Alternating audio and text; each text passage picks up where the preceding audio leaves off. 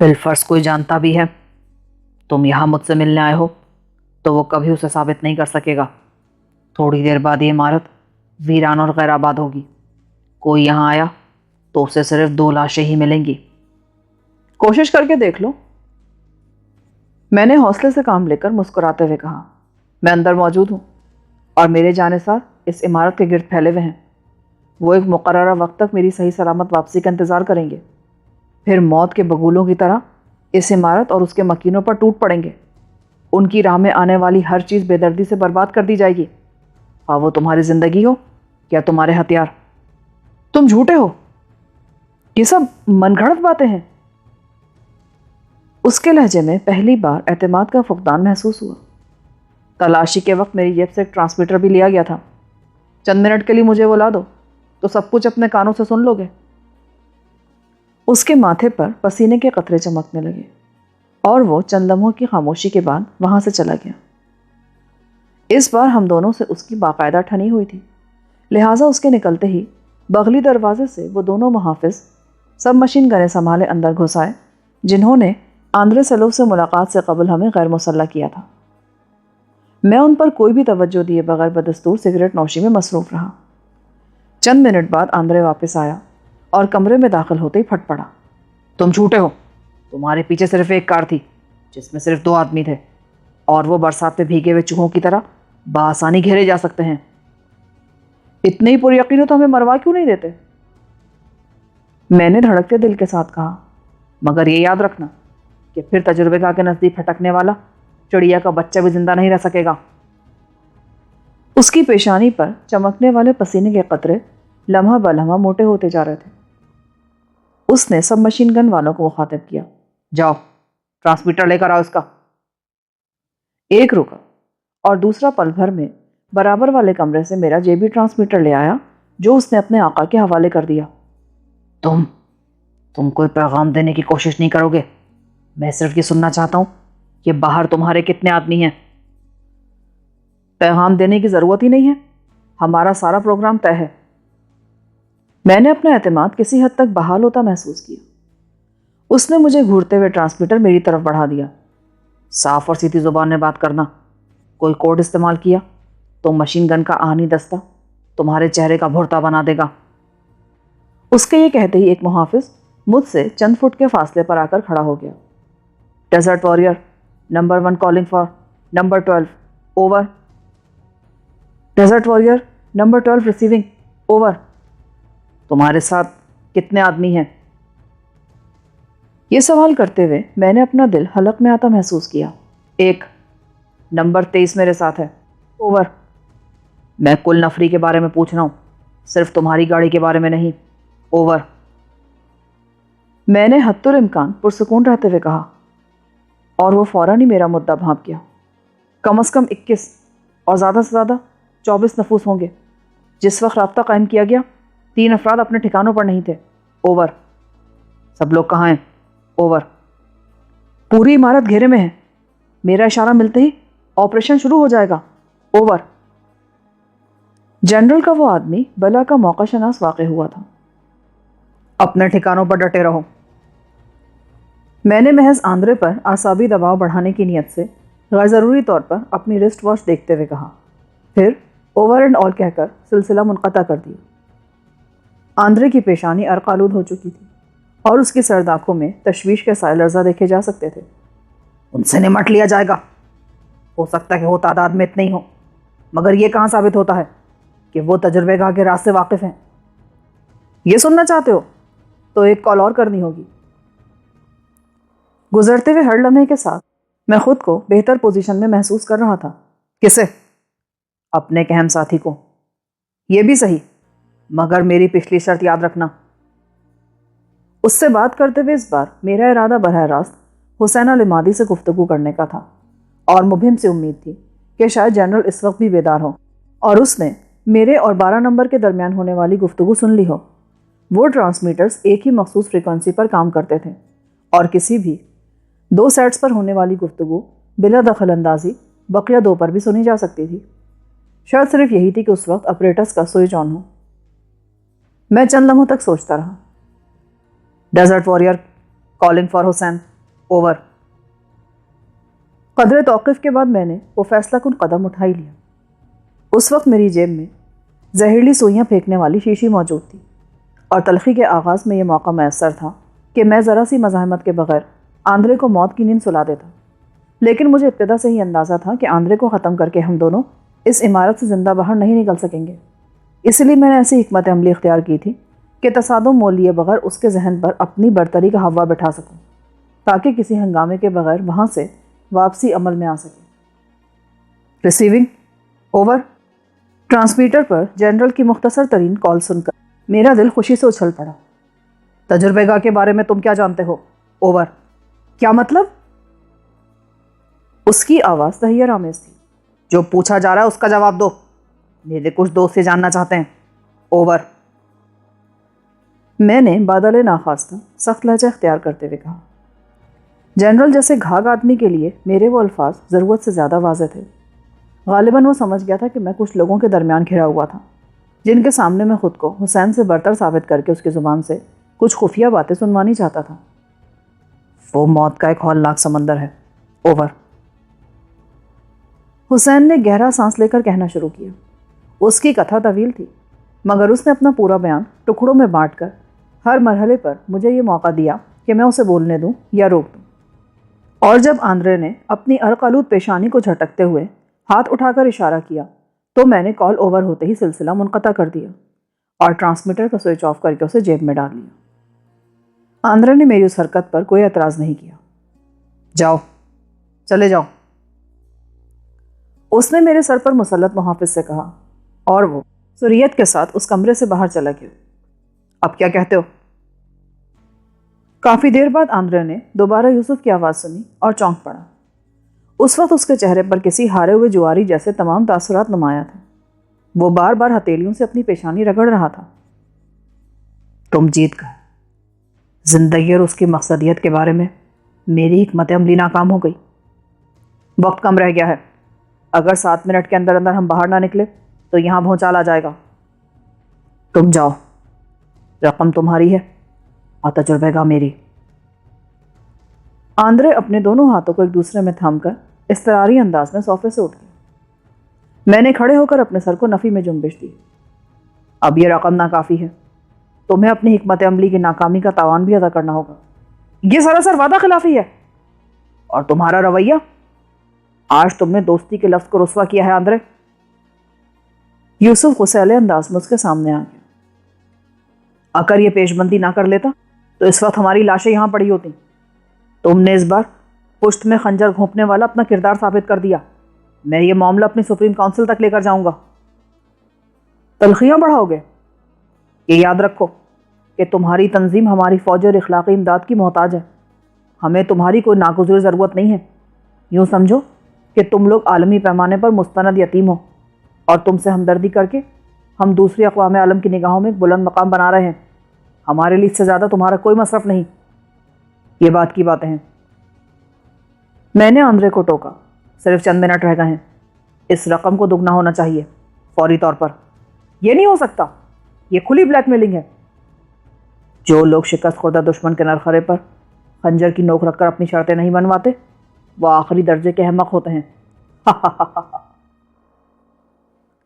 میں نے نوٹوں سے بھرا ہوا بریف کیس قالین سے اٹھا لیا۔ یہ تمہاری حکمت عملی کی شکست کی قیمت ہے جو ہم لے جا رہے ہیں، اور اب تجربے گاہ کی کھلی بولی ایک بار پھر تمہارے اور اسرائیل کے درمیان ہے۔ تمہارے سر پر تو خباثت سوار ہو گئی ہے۔ مجھے اتنا بے بس نہ سمجھو۔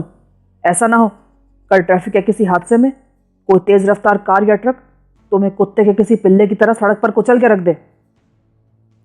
شکریہ آندرے، اب میری حفاظت کا بندوبست بھی کر لینا۔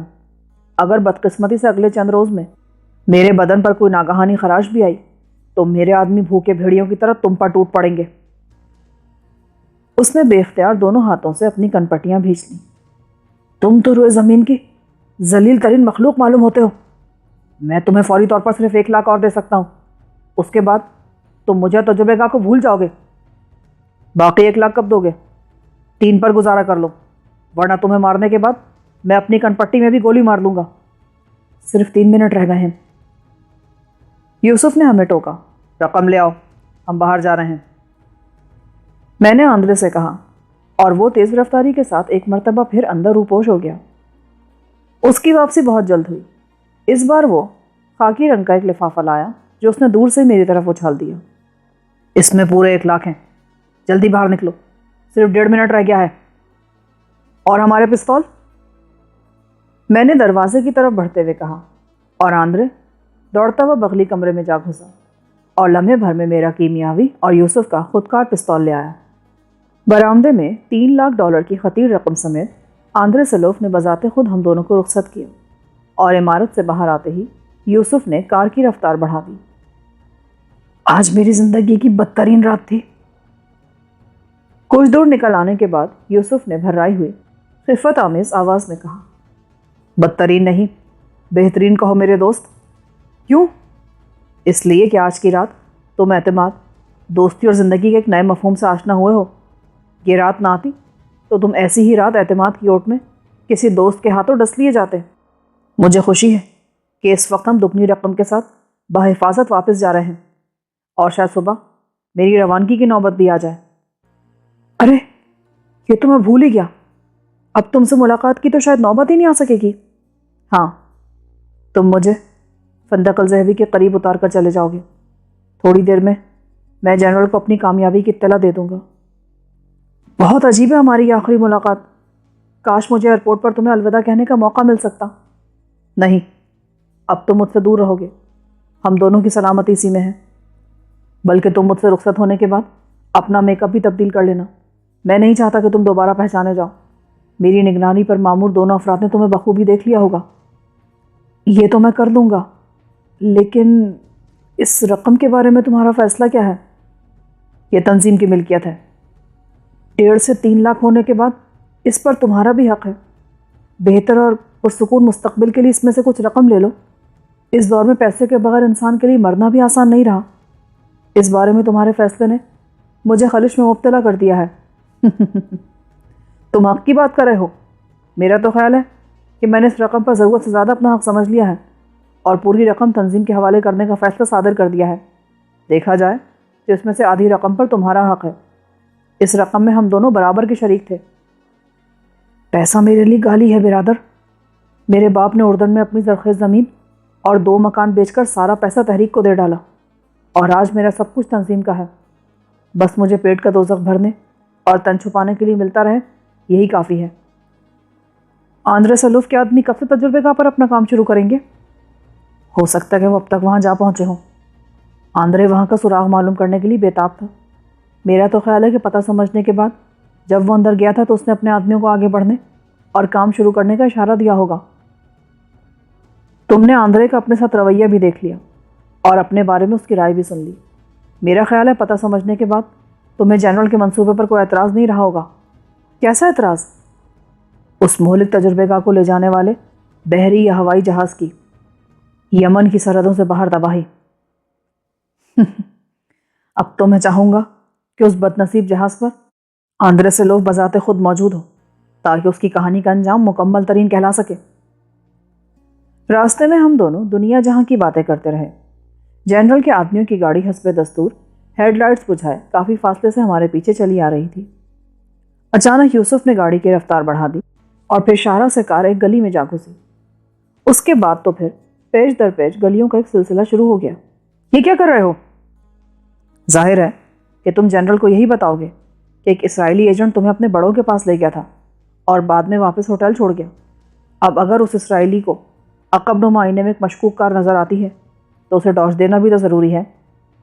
مگر اس اسرائیلی کو میرے ذریعے معلوم ہو چکا ہے کہ میرے آدمی میری حفاظت پر مامور ہیں۔ خیر، یہ کہہ کر اس نے برق رفتاری سے کار بائیں سڑک پر موڑ دی اور چند منٹ بعد ہم دوبارہ شاہراہ پر آئے تو تعاقب کرنے والی کار کا دور دور تک پتہ نہیں تھا۔ تھوڑی دیر بعد ہم ہوٹل کے دروازے پر پہنچے۔ یوسف نے میری ہدایت پر کار احاطے میں لے جانے کے بجائے فٹ پاتھ کے کنارے پر باہر ہی روک دی اور میں پرجوش انداز میں مصافحہ کر کے نیچے اتر گیا۔ اپنے کمرے میں پہنچنے کے بعد میں نے جو ہی JB ٹرانسمیٹر نکال کر آن کیا، اس پر دھیمی دھیمی سی آواز سنائی دینے لگی۔ وہ میرے محافظوں میں سے ایک تھا اور اس وقت میری ہی تلاش میں تھا۔ تم کہاں ہو؟ ہم گلیوں میں پاگلوں کی طرح چکراتے پھر رہے ہیں. اوور. تمہاری کارکردگی انتہائی ناقص رہی ہے. جب کچھ دیر پہلے میں تم سے بات کر چکا تھا تو تمہیں چھپنے کی ضرورت نہیں رہی تھی.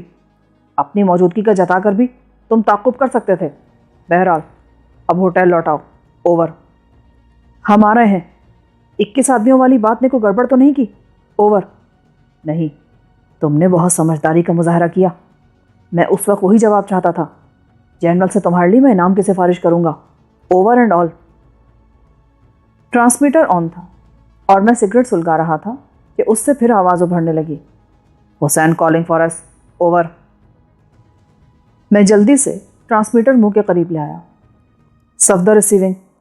مجھے افسوس ہے جنرل کہ کچھ دیر پہلے مجھے تم سے گستاخی کرنی پڑی، مگر میں مجبور ہو کر رہ گیا تھا. اوور. پرواہ مت کرو، میں نے تمہاری کسی سنگین مجبوری کا اندازہ محض اس بات سے کر لیا تھا کہ تم نے میرا نام لیا تھا. اس وقت میں تم سے ملنا چاہتا ہوں. اوور. ہاں، یہ ضروری ہے، مگر ملنے کی صورت کیا ہوگی؟ اوور. تمہارے دونوں محافظ کہاں ہیں؟ اوور. شہر کے کسی حصے میں بھٹک رہے تھے. میں نے انہیں ابھی واپس ہوٹل بلایا ہے، تھوڑی دیر میں پہنچنے والے ہوں گے. اوور. پھر انہی کے ساتھ چلے آؤ، مگر ہوشیاری سے. اوور اینڈ آل.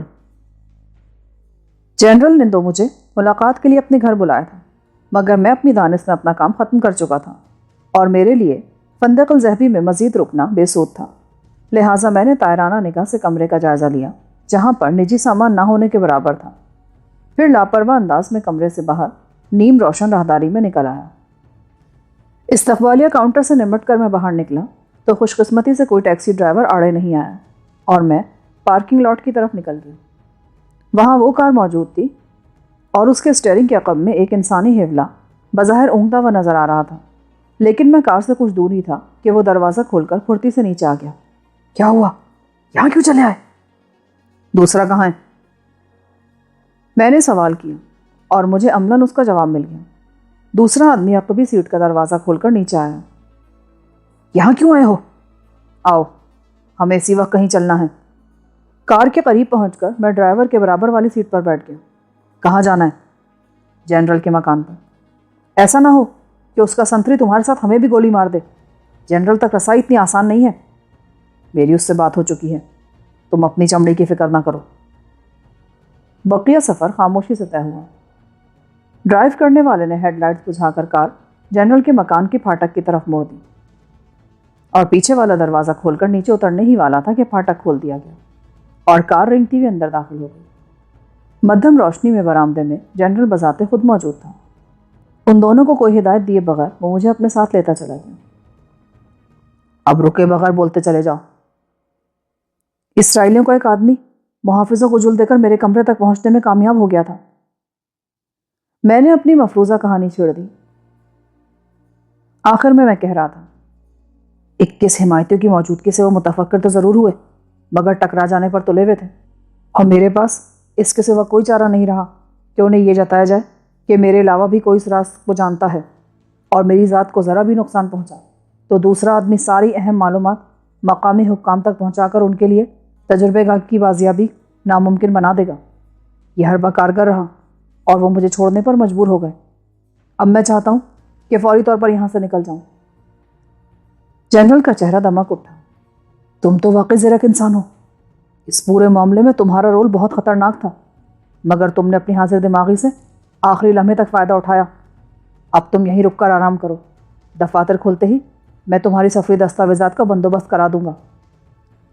سیتا کہاں ہے؟ سو رہی ہوگی. تم بھی کچھ دیر سو لو، صبح مل لینا اس سے. میں جاگ رہی ہوں. اسٹڈی روم میں سیتا کی آواز گونجی اور ہم دونوں ہی حیرت سے اچھل پڑے. پھر میری نگاہ اسٹڈی روم کی ایک دیوار میں کافی بلندی پر بنے ہوئے روشن دان پر پڑی جس کے پیچھے سیتا کا مسکراتا ہوا چہرہ نظر آ رہا تھا. تم وہاں؟ خدا کی پناہ، اس سپاٹ دیوار پر یہ روشن دان تک پہنچی کیسے؟ سیتا کا چہرہ روشن دان کی اوٹ سے غائب ہو گیا. فرش پر اس کے پنجوں کے بل کودنے کی ہلکی سی دھمک سنائی دی اور چند لمحوں بعد ہی وہ اسٹڈی روم میں موجود تھی. یہ کیا حرکت تھی؟ بندروں کی طرح وہاں کیوں ٹنگی ہوئی تھی؟ تمہیں تو اس وقت خوابگاہ میں ہونا چاہیے تھا. میں نے ساری رات ایک لمحے کے لیے بھی پلک نہیں جھپکائی. تمہاری اضطراری حالت دیکھ کر میں نے اندازہ لگا لیا تھا کہ آج کی رات کچھ ہونے والا ہے، میں تو اپنی دانست میں تمہاری نگہبانی کر رہی تھی۔ کیسی نگہبانی؟ کس سے خطرہ تھا مجھے؟ جنرل نے چڑچڑے لہجے میں کہا، بس قیاس تھا میرا۔ لعنت ہے تمہارے قیاس پر۔ جنرل پیر پٹک کر دروازے کی طرف بڑھا، مگر جاتے جاتے پھر پلٹا۔ میں فوٹوگرافر کو بلوا رہا ہوں، تم دونوں پاسپورٹس کے لیے تصویریں منوانے کے بعد سو گے تاکہ پھر کسی خلل کے بغیر لمبی نیند لے سکو۔ وہ ہمارے جواب کا انتظار کیے بغیر وہاں سے نکل گیا۔ کچھ دیر بعد وہ واپس آیا تو اس کے پیچھے شہری لباس میں ایک مقامی نوجوان موجود تھا جس کے گلے سے کیمرہ جھول رہا تھا۔ مناسب پس منظر کے ساتھ ان دونوں کی تصاویر لے لو۔ ایک پردے کے سامنے ہم دونوں کی علیحدہ علیحدہ تصاویر لینے کے بعد فوٹوگرافر ادب سے ایک طرف کھڑا ہو گیا۔ چلے جاؤ گے یا باہر تک رہنمائی کروں؟ نہیں، میں چلا جاؤں گا۔ جاؤ۔ اس بار جنرل ہم دونوں سے مخاطب ہوا، خوابگاہ میں جا کر آرام کرو۔ سیتا سر جھکا کر باہر نکل گئی اور میں اس کے پیچھے ہو لیا۔ میں نہ جانے کتنی دیر تک گہری نیند سوتا رہا اور عجیب عجیب سے خواب دیکھتا رہا۔ آنکھ کھلی تو سیتا بستر پر موجود نہیں تھی۔ میں شاور سے فارغ ہو کر باہر آیا تو جنرل خوابگاہ میں میرا منتظر تھا۔ رات بلکہ آج صبح تجربے گاہ کے بارے میں تمہارے مذاکرات کس سے ہوئے تھے؟ میں سمجھا نہیں۔ کون لوگ تھے وہ؟ اسرائیلی۔ یہ بات تم پورے وثوق سے کہہ سکتے ہو؟ ظاہر ہے۔ مگر کس بنا پر؟ ان میں 2 چہرے میرے شناسا تھے، اسی بنا پر میں ان سب کو اسرائیلی سمجھا تھا۔ سودا انہی دونوں سے طے ہوا تھا۔ پوری بھیڑ میں وہی سب سے برتر نظر آ رہے تھے۔ ذہن پر تھوڑا سا زور ڈالو، ان میں کوئی روسی نژاد شخص تو نہیں تھا؟ میری نگاہوں کے سامنے یکا یک تاریک دھبے سے ناچنے لگے۔ بے اختیار میرے جی میں آئی کہ جنرل کو اچھال کر وہاں سے بھاگ نکلی، مگر میں ایسا نہ کر سکا۔ نہیں، اتنا فکر مند ہونے کی ضرورت نہیں ہے۔ وہ ایک جھٹکے سے اپنی جگہ سے اٹھا اور قریب آ کر میرے شانے پر ہاتھ رکھ کے بولا، مختلف خفیہ ٹھکانوں سے میرے آدمی دن رات اس عمارت کی نگرانی کر رہے تھے۔ آج صبح سویرے دوربینوں کے ذریعے جن افراد کو تجربے گاہ والی عمارت میں داخل ہوتے دیکھا گیا، ان میں کئی رشین بھی شامل تھے۔ ہو سکتا ہے کہ روسی یہودی ہوں اور اب اسرائیلی شہریت کے حامل ہوں۔ خیر، وہ روسی ہوں یا اسرائیلی، ہم تجربے گاہ کے عذاب سے چھٹکارا حاصل کرنا چاہتے ہیں۔ اسے کوئی بھی لے جائے، انجام وہی ہوگا جو ہم نے سوچا ہے۔ یعنی منتقلی کے دوران میں مکمل تباہی؟ ظاہر ہے، ابھی نگرانی جاری ہے۔ ایک آدھ روز میں یقینی طور پر معلوم ہو جائے گا کہ اس سودے کی پشت پر کون لوگ تھے، اور اگر وہ روسی ہوئے تو یہ ایک بہت بڑی دریافت ہوگی۔ خفیہ ذرائع سے اگر وہ اسرائیلی مفادات کا اس حد تک تحفظ کرتے ہیں تو آگے کیا باقی رہ جاتا ہے؟ خیر، تمہارے لیے یہ باتیں شاید ناقابل فہم ہوں۔ تمہارے لیے خوشخبری یہ ہے کہ تمہارے سارے کاغذات تیار ہو گئے ہیں۔ یہ کہتے ہوئے اس نے خاکی رنگ کا ایک وزنی لفافہ میری گود میں اچھال دیا۔ اس میں میرا اور سیتا کا یمنی پاسپورٹ، بڑی مالیت کے ٹریولرز چیکوں کی ایک گڈی اور سنا سے جدہ تک کے 2 ٹکٹ موجود تھے۔ بس ایک چوک ہو گئی۔ وہ کیا؟ میرا نام صفدر علی کے بجائے کوئی اور ہوتا تو بہتر تھا۔ چڑیا کے بچے کو بھی معلوم نہیں ہو سکے گا کہ تم یمن سے باہر نکلے ہو۔ تم پر کوئی آنچ نہیں آئے گی۔ روانگی کا کیا بندوبست ہوگا؟ طیارہ شام کے 7 بجے پرواز کرے گا۔ تم کو یہاں سے 6:30 بجے ایک آرمڈ کار لے کر جائے گی اور رن وے پر طیارے کے قریب اتار دے گی۔ بے اختیار میرا دل بھاری ہو گیا۔ جنرل حسین عمادی واقعی ایک عظیم انسان تھا۔ آدمی گھاک تھا۔ پہلی ہی نگاہ میں میری جذباتی کیفیت کو بھانپ گیا اور ہنستے ہوئے وہاں سے اٹھ گیا۔ ناشتہ تو تم نے سو کر گنوا دیا، آؤ کھانے کی میز تیار ہوگی۔ میں اس کے پیچھے طعام گاہ میں داخل ہوا تو چونک پڑا۔ وہاں 4 خواتین موجود تھیں۔ ان میں سے ایک تو خادمہ معلوم ہو رہی تھی، دوسری سیتا تھی۔ یہ میری بیوی فارحہ اور یہ بیٹی صالحہ ہے۔ دونوں ہی دل و جان سے تمہاری بیوی پر فدا ہیں۔ خوش نصیبی ہے میری۔ کافی عرصے کے بعد مجھے کشت خون کے بجائے وہ نرم و نازک ماحول میسر آیا تھا جہاں لفظوں کی سنگینی کے بجائے لطافت کام آتی ہے۔ فارحہ صبح اندام، دراز قامت اور تیکھے نقوش کی مالک تھی۔ اس کی عمر کسی بھی طرح 40 برس سے کم نہیں رہی ہوگی، مگر اپنے بے داغ چہرے اور اس پر سجی ہوئی معصومانہ مسکراہٹ کے باعث اسے 27-28 برس کی سمجھا جا سکتا تھا۔ بیٹی اپنی ماں سے کہیں زیادہ معصوم اور خوبصورت تھی۔ میز پر کھانوں کی اقسام محدود مگر لذیذ تھیں۔ مجھے فارحہ سے یہ سن کر حیرت ہوئی کہ میری موجودگی کی خوشی میں لذیذ قیمہ سیتا نے اپنے ہاتھوں سے تیار کیا تھا۔ یہ کب سیکھ لیا تم نے؟ بہت کچھ سیکھ چکی ہے، بھول جاؤ کہ یہ وہی جنگلی لڑکی ہے جو برسوں پہلے تم سے بچھڑ گئی تھی۔ سیتا خاموش رہی۔ جنرل کھانے سے فارغ ہو کر دفتر چلا گیا، مگر فارحہ اور صالحہ ہمارے ساتھ رہیں۔ ان دونوں کو جنرل نے میری اور سیتا کی روانگی کے بارے میں بتا دیا تھا، اور وہ سیتا سے اصرار کر رہی تھی کہ وہ اپنی روانگی چند روز کے لیے ملتوی کر دے۔ شام کو جنرل دفتر سے لوٹا تو اس کے ہاتھ میں ایک تھیلا تھا۔ آتے ہی اس نے وہ تھیلا میرے حوالے کر دیا۔ اندازے سے تم دونوں کے ناپ کے کپڑے لایا ہوں، یہاں سے تم مقامی لباس میں روانہ ہو تو بہتر رہے گا۔ اس کی تجویز معقول تھی اور وقت کم رہ گیا تھا، لہٰذا ہم دونوں لباس تبدیل کرنے چلے گئے۔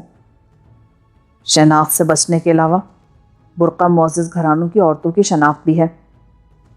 چائے کے دوران سیتا کی پریشانی سے واقف ہونے کے بعد جنرل نے کہا، ثنا اور جدہ تک اسے برداشت کر لو، جدہ سے طیارہ بلند ہوتے اسے خیر بات کہہ دینا۔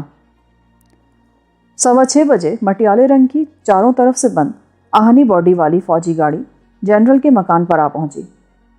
ڈرائیور سمیت اس گاڑی میں کل 6 نفوس تھے۔ طاقتور انجن والی وہ کار تیزی کے ساتھ منزل کی طرف بڑھتی رہی، اور پھر ایک چوکی پر رسمی شناخت کے بعد کار رن وے پر دوڑنے لگی۔ ثنا کا ایئرپورٹ شاید وسیع رہا ہو، مگر وہاں طیاروں کی تعداد بہت کم نظر آئی، لیکن ہمارے لیے یہ کافی تھا کہ ہمیں لے جانے والا طیارہ رن وے پر موجود تھا۔ جنرل نے سارا بندوبست پیشگی کیا ہوا تھا۔ کیونکہ آرمڈ کار طیارے کی سیڑھیوں کے قریب جا کر رکی تو امیگریشن آفیسر نے مشینی انداز میں مستعدی سے ہمارے پاسپورٹس پر فروج کی مہر ثبت کی۔ دوسرے شخص نے ٹکٹوں سے کوپن الگ کیے اور ہم دونوں طیارے میں سوار ہو گئے۔ ہم دونوں دیگر مسافروں پر زیادہ توجہ دیے بغیر ان سیٹوں پر جا بیٹھے جن کی نشاندہی اول درجے میں مامور عراقی ایئر ہوسٹس نے کی تھی۔ رسمی اعلانات کے بعد حفاظتی بند باندھے گئے، جہاز کے انجن یکے بعد دیگرے اسٹارٹ ہوئے اور وہ دیو ہیکل مشینی پرندہ رن وے پر رینگنے لگا۔ معمولاً مجھے خیال آیا کہ مہلک کیمیاوی پستول بدستور میری تحویل میں تھا۔ یمن سے روانگی تو جنرل کے خصوصی احکامات کے تحت ہوئی تھی، لہٰذا طیارے میں سوار ہونے سے قبل تلاشی کی نوبت ہی نہیں آئی، لیکن جدہ پہنچنے پر وہاں کے کسی لاؤنج میں نصب کوئی خفیہ مشین اس کی نشاندہی کر سکتی تھی۔ جدہ ایئرپورٹ میرے لیے اجنبی تھا، مگر مجھے یہ بھی معلوم تھا کہ خصوصی بندوبست کے بغیر ہتھیاروں کی نشاندہی اتنی سہل نہیں ہوتی، لیکن اس کے باوجود میں کوئی خطرہ مول لینے کے لیے تیار نہیں تھا۔ اس وقت میں اپنی آزادی کے سفر کی ابتدائی پرواز پر تھا، اور اس وقت کوئی موہوم سا خطرہ بھی مول لینے کے لیے تیار نہیں تھا، لہٰذا میں نے فیصلہ کیا کہ اس محب پستول کو دوران پروازی ٹھکانے لگا دوں گا۔ کسی بھی بدترین صورتحال کے لیے تیروں والی شیشی تو میرے پاس موجود تھی ہی۔ طیارہ فضا میں بلند ہو چکا تھا۔ میں بھی آتا ہوں، میں نے عربی میں سیتا سے کہا اور اپنی سیٹ چھوڑ دی۔ میں باتھ روم کا ایک چکر لگا کر کیمیاوی پستول کو ٹھکانے لگانے کا موقع تلاش کرنا چاہتا تھا۔ اپنی سیٹ چھوڑ کر میں فلائٹ کچن کی تنگ سی راہداری سے گزرا اور پھر ٹوائلٹ کا دروازہ کھول کر اندر گھسنا ہی چاہتا تھا کہ میرے قدم فرش پر گڑ کر رہ گئے۔ اول درجے کی عقبی سیٹوں کے درمیان سے 2 سرد اور شفاف نگاہیں پلک جھپکائے بغیر مجھے گھور رہی تھیں، بالکل کسی مردے کی پتھرائی ہوئی آنکھوں کی طرح۔ عقب سے کسی نے راستہ حاصل کرنے کے لیے نرمی سے میرے شانے کو چھوا اور میں چونک پڑا۔ ہوسٹس مسکراتی ہوئی میرے قریب سے گزر گئی۔ سرد اور شفاف نیم و آنکھیں بدستور میرے چہرے پر مرکوز تھیں، اور اس چہرے پر موجود پتلے پتلے ہونٹوں کے سروں پر موہوم سا زہر خند ابھرنے لگا۔ میں نے سر کو جھٹکا اور ٹوائلٹ میں گھس گیا۔ اندر آئینے کے سامنے کھڑے ہو کر میں نے سوچا کہ لباس وغیرہ کی تبدیلی سے میری حیت میں اتنی بدل آ چکی تھی کہ پہلی نظر میں مجھے بحیثیت صفدر پہچان لینا اگر دشوار نہیں ہوا تھا تو اس قدر سہل بھی نہیں رہا تھا۔ لیکن آندرے کی اس جہاز میں موجودگی اگر کسی منصوبے کے تحت تھی تو اسے جنرل کی تمام تر رازداری کے باوجود میری روانگی کا علم ہو گیا تھا، جس کا ایک مقصد یہ بھی تھا کہ آندرے کو مقامی حکام سے میری ملی بھگت کا بھی اندازہ ہو چکا تھا، اور اگر وہ اتفاقاً میرا شریک سفر تھا تو یہ کس قدر ناخوشگوار اتفاق تھا۔ میں نے اپنے دل کو سمجھانا چاہا کہ اس وقت شاید وہ مجھے دیکھ نہیں رہا تھا، لیکن پھر آخری لمحات پر ابھرنے والی زہریلی مسکراہٹ کا کیا جواز تھا؟ کسی نے بے تابی سے ٹوائلٹ کا دستہ گھمانا چاہا اور میری بھٹکی ہوئی ذہنی رو دوبارہ اپنے راستے پر آ گئی۔ میں نے جیب پر ہاتھ لگا کر اپنا اطمینان کیا کہ مہلک سیال خارج کرنے والا کیمیاوی پستول میرے قبضے میں موجود تھا۔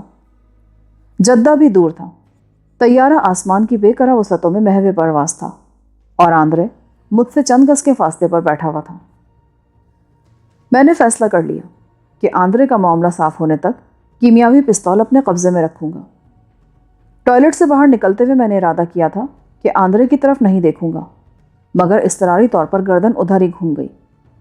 اس کی نگاہیں بدستور ٹوائلٹ کے دروازے پر مرکوز تھیں۔ ایسا معلوم ہو رہا تھا جیسے اسی کیفیت میں اس کی روح قفس انصری سے پرواز کر چکی ہو۔ میں آہستگی سے چلتا ہوا اپنی سیٹ پر آ گیا۔